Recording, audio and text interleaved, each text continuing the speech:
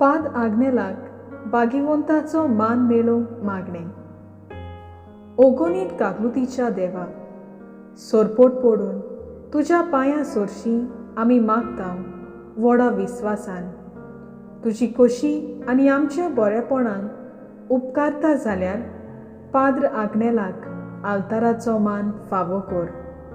आमचे पवित्र सोबेचे इगोर्जेचे वरपोरगोटणी उद्देशी मागतांव आमच्या सोमया जेजू क्रिस्ताचे नांवें. अशें जावं.